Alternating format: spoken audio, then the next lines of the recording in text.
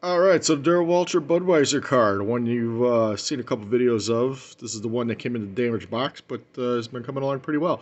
Well, I ran into my first problem. So I did it the white and with the blue bottom, which you've seen in a previous video. Masked it off, did the red. Everything looked okay.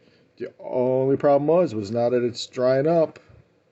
Oh man, am I peeling and cracking.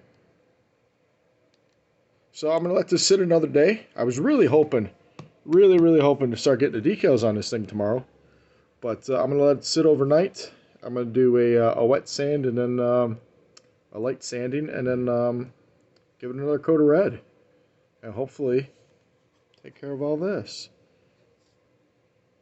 So that's all the work I've done on either one of the cars, the 44 SDP Pontiac and the number 11 Darrell Waltrip car.